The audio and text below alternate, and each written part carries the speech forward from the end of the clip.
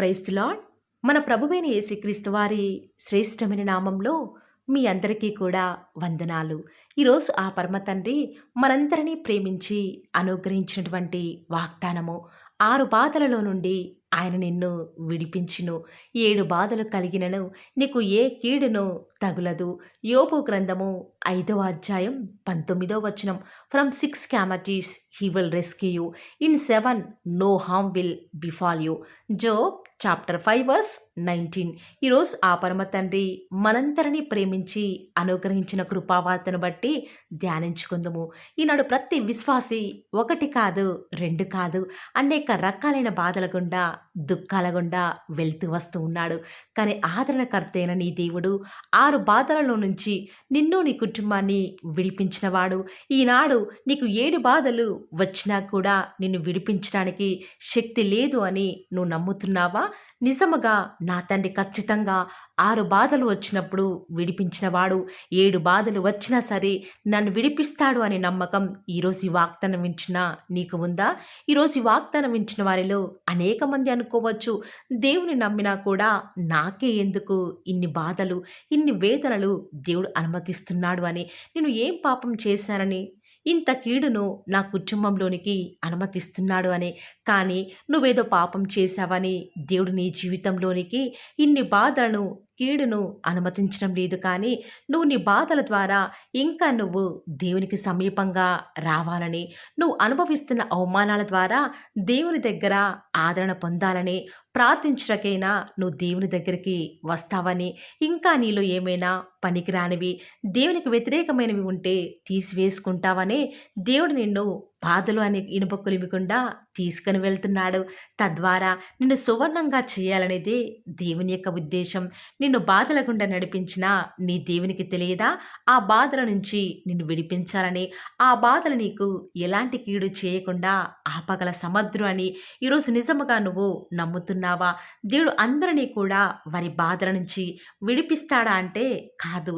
ఎవరైతే హానోకు వలె దేవునితో నిత్యం నడుస్తారో, దేవుని వారి క్రియల ద్వారా బాధ పెట్టరు, వారికి ఎన్ని బాధలు వచ్చినా కూడా దేవుడు వారిని విడిపించుటకు శక్తిమంతుడు.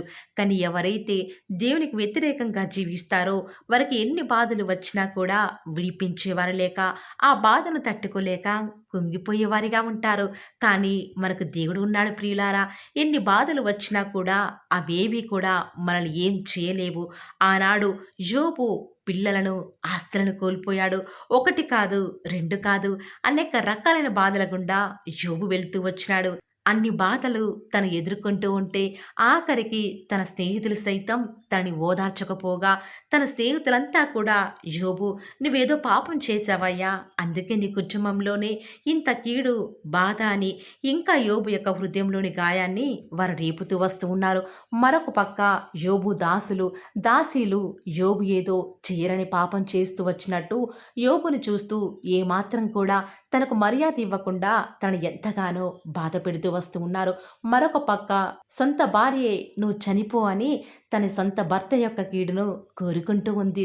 యోబు సమస్తాన్ని కోల్పోయిన బాధలో ఆదరించాల్సిన వారే తన కీడును కోరుతూ ఉంటే ఆ బాధ రెట్టింపై దేవుడు ఎందుకు అంతగా తనను బాధకు గురి చేస్తున్నాడో అర్థం కాలేదు. కానీ ఆ బాధలను బట్టి యోబు ఇంకా కూడా కృంగిపోకుండా దేవుణ్ణి స్తుతించాడు. ఆ బాధలు యోబుని ఏం చేయకుండా దేవుడు తన రెక్కల చాటున దాచి ఆనాడు యోబుకు 2 ప్రతిఫలాన్ని అనుగ్రహిస్తూ వస్తూ ఉన్నాడు. ఎంతగానో యోబుని ఆశీర్వదిస్తూ వస్తూ ఉన్నాడు. ఈరోజు ఎవరైతే నిరాశ, బాధలో, కీడులో ఉండి ఈ వాక్యం వింటున్నారో ప్రియులారా, ప్రస్తుతం మీరు అనేక బాధలలో ఉన్నారని, జరిగిపోయిన దానిని బట్టి, జరగాల్సిన దానిని బట్టి బాధపడుతున్నారా? కానీ ప్రతి క్రైస్తవుడు కూడా ప్రస్తుతం పరిస్థితిని బట్టి సంతోషించడం లేదు. గతంలో, భవిష్యత్తులో ఏదో జరిగిపోయిన దాని గురించి ఎంతగానో బాధపడేవారిగా ఉన్నారు. కానీ దేవుడు నీతో ఉన్నాడు అని నిశ్చేత నిజముగా ఈరోజు నువ్వు నేను మనందరము కూడా కలిగి ఉంటే అలా సమస్తం కూడా నీ జీవితంలో అనుమతించిన గీడుని సైతం మేలుకే జరిగిస్తాడు అని ఈరోజు నువ్వు ఖచ్చితంగా నమ్మాలి. ఈనాడు యోబుకు వలె నీకు నీ సొంత వారే వ్యతిరేకమై నీకు చేయాల్సినటువంటి కీడునంతా కూడా వారు చేస్తూ ఉన్నారా? నీ ప్రయత్నాలలో అన్నీ విఫలం కావాలని నీ సొంత వారే కోరుకొంచున్నారా? నువ్వు ఉద్యోగం చేసే స్థలంలో అనేకుల చేత నిత్యం కూడా నువ్వు సూటిపోటి మాటలను ఎదుర్కొంటున్నావా? నీపై అధికారులు నీకు కీడు చేయాలని అప్పుల బంధకాలలో, నిరాశ బంధకాలలో ఉండి విడిపించుకోలేకపోతున్నావా? నీ బాధలు ఎన్నైనా సరే, ఎన్ని కీడులు నిన్ను వెంటాడినా సరే, నీలో ఉన్నవాడు గొప్పవాడు అని నువ్వు గుర్తుంచుకో. నిజముగా ప్రియులారా, ఈనాడు మన జీవితంలో బాధలు కానీ, ఏదైనా కీడు కానీ జరగకపోతే నిజముగా మనం దేవునికి ప్రార్థిస్తామా? ఈరోజు నువ్వు బాధల్లో ఉండబట్టే కదా దేవుని యొక్క వాగ్దానం వింటూ వస్తూ ఉన్నాము. ఎవరైతే బాధల్లో ఉన్నారో వారే కదా వేకువజామునే 4 గంటలకే లేచి దేవుని యొక్క ప్రార్థనలు ఏకీభవించేది. మరి అలాంటి బాధల్లోనే కదా దేవునికి మనం ఇంకా దగ్గరవుతాము. బాధలు లేని వారికి దేవుడు అవసరం లేదండి. ఎవరైతే బాధల్లో, వేదనలో ఉంటారో అలాంటి వారికే ఆ పరమ యొక్క సహాయం కావాలి ప్రియులారా. ఈనాడు దేవుని బిడ్డలముగా పిలువబడుచున్నటువంటి మనము, రక్షణ పొందిన క్రైస్తవుని యొక్క జీవితంలో మాత్రమే అనేక రకాలైన బాధలు, కీడులు ఆ పరమ తండ్రి అనుమతిస్తాడు. కానీ ఆ బాధలను బట్టి నువ్వు ఆత్మీయంగా ఉన్నతమైన స్థితిలో ఉండాలనేదే దేవుని యొక్క ఉద్దేశం. కాబట్టి ప్రియులారా, ఈ రోజు నుంచి ఎవరైతే అనేక బాధలలో, విడిపించుకోలేని బంధకాలలో ఎలాంటి కీడులు అనుభవిస్తున్నారో, చెయ్యని తప్పుకి ఎవరైతే ఎలాంటి కీడును పొందుతూ వస్తూ ఉన్నారో వారందరి జీవితాలలో ఈ యొక్క వాగ్దానం ప్రత్యేకంగా నమ్మి విశ్వాసంతో స్వీకరిస్తున్న జీవితాలలో దేవుడు ఖచ్చితంగా ఈ వాగ్దానం నెరవేర్చడానికి సమర్థుడండి. ఈ రోజు నుంచి చేయాల్సిందల్లా ఒక్కటే, పరిస్థితులు ఏ రీతిగా ఉన్నప్పటికీ 6 బాధలు కాదు, 7 బాధలు కాదు, ఎన్ని బాధలు వచ్చినప్పటికీ కూడా ఆ బాధలలో నా పరమతని ఖచ్చితంగా నన్ను విడిపిస్తాడు అని దేవుని మీద ఏమాత్రం సనగకుండా విశ్వాసంతో ఉంటే యోబు వలె నీ జీవితంలో కూడా రెండంతల ఆశీర్వాదాన్ని పొందుకుంటావు ప్రియులారా. ప్రార్థన. నన్ను మమ్మల్ని మిక్కిలిగా ప్రేమించిన మా ప్రియ పరలోకమందిన మా తండ్రి, జీవం కలిగిన దేవా, మీ బంగారు పాదములకు లెక్కలేని స్థుతులు, స్తోత్రాలు చెల్లించుకుంటూ వస్తూ ఉన్నాను.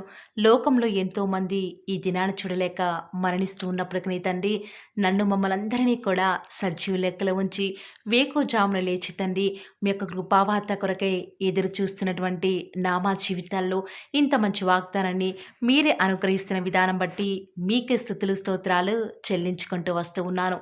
దేవా, మీరు ఎంతైనా కూడా నమ్మదగిన దేవుడవు, వాగ్దానాలిచ్చి నెరవేర్చే దేవుడవు, అద్భుత కార్యాలు నేటి వరకు కూడా మిమ్మల్ని నమ్ముకున్న బిడ్డల జీవితాలలో విరివిగా జరిగిస్తున్న విధానం బట్టి వందనాలు చెల్లించుకుంటూ వస్తూ ఉన్నాను.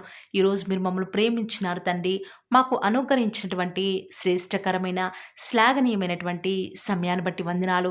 దేవా, ఎంత చక్కటి వాగ్దానాన్ని మీరు మాకు అనుగ్రహిస్తూ వస్తూ ఉన్నారు.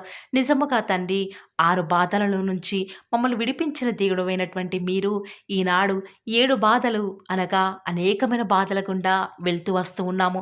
మరి ఈ బాధల నుంచి కూడా దేవుడు మమ్మల్ని విడిపిస్తాడా అని కొన్నిసార్లు ఆ బాధలను తట్టుకోలేక ఆలోచించే వారిగా ఉన్నాము తండ్రి. దయచేసి ఒక్కసారి మమ్మల్ని జ్ఞాపకం చేసుకుంటూ రారా. ఈరోజు అనేక రకాలైన బాధల గుండా ఎవరైతే వెళ్తూ వస్తూ ఉన్నారో దయచేసి వారిని జ్ఞాపకం చేసుకుంటూ రండి. ఆ బాధల నుంచి మీరే వారిని విడిపిస్తారని కూడా ప్రార్థిస్తూ వస్తూ ఉన్నాము. అంతేకాదు తండ్రి, ఎన్ని బాధలు వచ్చినప్పటికీ కూడా ఆ బాధల నుంచి మమ్మల్ని విడిపించి ఎలాంటి కీడు కూడా మీ బిడ్డల దరికి రాకుండా దయచేసి మీరు వారికి సహాయం చేస్తురారా. మా ప్రతి పరిస్థితులలో కూడా, మా యావత్ బాధలలో కూడా బాధనుంది దేవుడైనటువంటి మీరు మాకు ఉన్న విధానం బట్టి వందనాలు చెల్లించుకుంటూ వస్తూ ఉన్నాను. ఈరోజు ఎవరైతే తండ్రి విశ్వాసంతో వాగ్దానం విని నమ్మకంతో ప్రార్థనలు ఏకీభవిస్తూ వస్తూ ఉన్నారో వారి నమ్మిక చొప్పున వారికి కలుగుటకు దయచేసి మీరే వారికి సహాయం చేస్తూ వస్తారని కూడా ప్రార్థిస్తూ వస్తూ ఉన్నాను. ఈ దినమంతట్లో కూడా మీ యొక్క సహాయాన్ని, మీ సన్నిధానాన్ని కోరుకొనుచుండగా దేవా, దయచేసి మీరు మమ్మల్ని జ్ఞాపకం చేసుకుంటూ రారా. మా యొక్క ప్రతి పరిస్థితులలో కూడా మీరే చాలని దేవుడవుగా, సరిపోయిన ప్రభుడవుగా మాకు మీరే ఉంటూ వస్తారని కూడా ప్రార్థిస్తూ వస్తూ ఉన్నాను. దేవా, విన్న వాగ్దానాన్ని దుష్టుడు ఎత్తుకొని పోకుండా మా యొక్క హృదయాలలో మీ యొక్క ఆలోచనల చేత నింపుతురండి తండ్రి. ఏం పని చేసినా, ఎక్కడికి వెళ్ళినా కూడా మీ నామానికి మహిమకరంగా తండ్రి మేము జీవించలాగున మీరు మాకు సహాయం చేస్తురండి. ఆలోచనకర్తవు తండ్రి, ఆశ్చర్యకార్యాలు జరిగించే దేవుడవు. ఈనాడు మేము ఏ పరిస్థితుల గుండా వెళ్తున్నామో, ఏ బాధల గుండా నడుస్తున్నామో సమస్తం మీకే తెలుసు కదా తండ్రి. మరి మీకు అసాధ్యం కాదు కదా తండ్రి. దయచేసి ఈ బాధల నుంచి మమ్మల్ని విడిపించరా తండ్రి.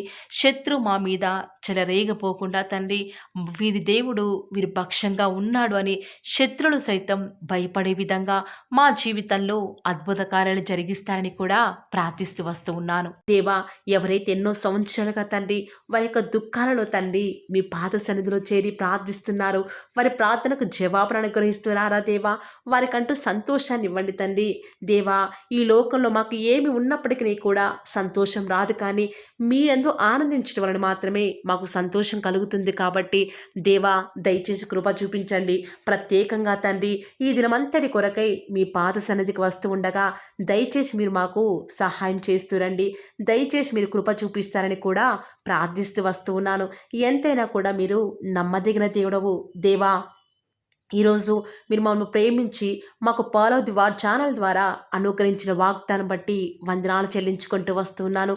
ప్రతి దినం కూడా నమ్మకంగా తండ్రి మీ యొక్క బిడ్డల అవసరాల నిమిత్తమై మీరు నన్ను జ్ఞాపకం చేసుకొని ప్రతి దినం కూడా pearl of the word channel ద్వారా అనుగ్రహిస్తున్న డైలీ బ్రెడ్ని బట్టి కూడా వందనాలు చెల్లించుకుంటూ వస్తూ ఉన్నాను.